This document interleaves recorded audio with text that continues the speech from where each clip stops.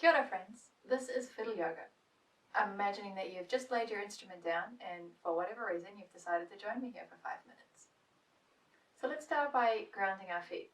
Aim for 2 straight railway tracks, not turn too far out to the sides.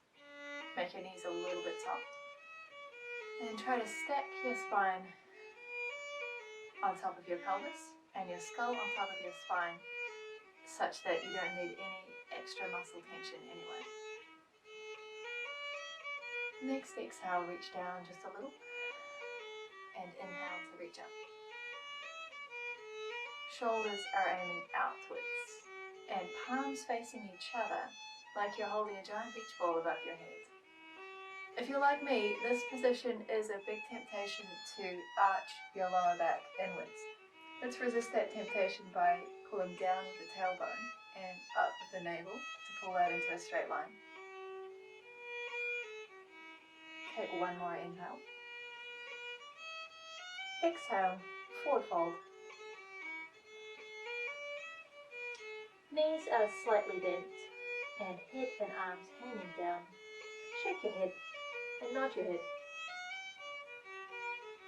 Next inhale, we go up halfway like a coffee table. I like to brace my hands above my knees, but you can let them dangle if that's more comfortable. And trying to reach forward with your head and keeping shoulders far away from ears. Take one more deep breath in. Exhale, forward fold.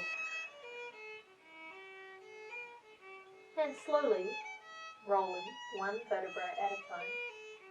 Back to the top. Where me and the littlies have a laugh about how we look. Let's do that sequence one more time, this time with just one breath per action. Take a moment to ground your feet, align them nicely. Soften your knees. Exhale to reach down. Inhale to reach up. Exhale, forward fold. Inhale, halfway lift. Exhale, forward fold. And rolling slowly. One vertebra at a time. Back to the top.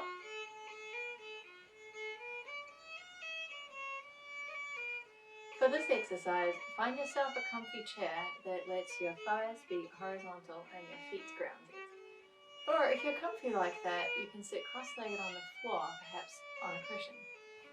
Bring your bow within reach and take a couple of breaths to stack your head on top of your heart and heart on top of pelvis.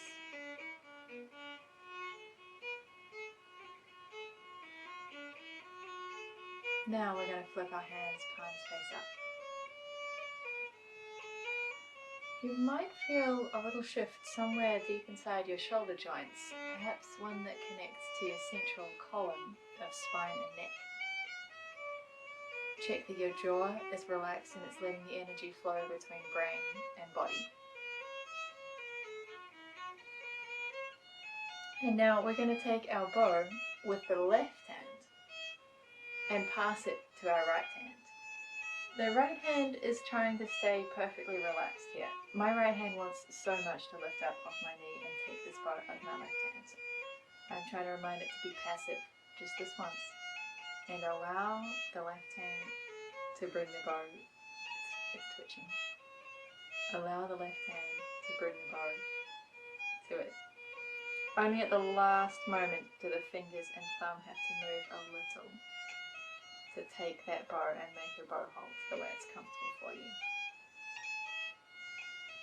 The shape of a bow hold is actually very similar to the shape of a relaxed hand, palm face up.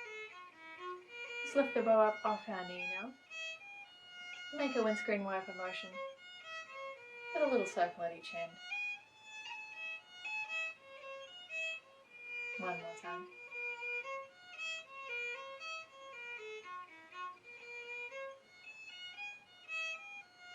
And then rest the back of your hands back onto your knee.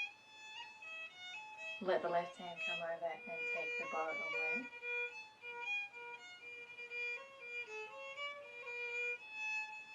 And then let the right hand relax.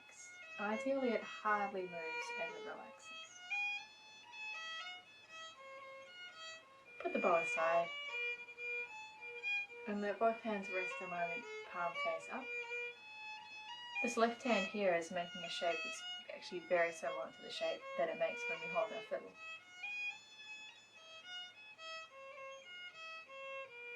Yoga is a little bit more than just repetitive stretchy exercises. I understand that for it to be yoga, it has to integrate the body and the mind and the spirit with a little idea of grounding and of the flow of energy. And it has to finish with the word Namaste.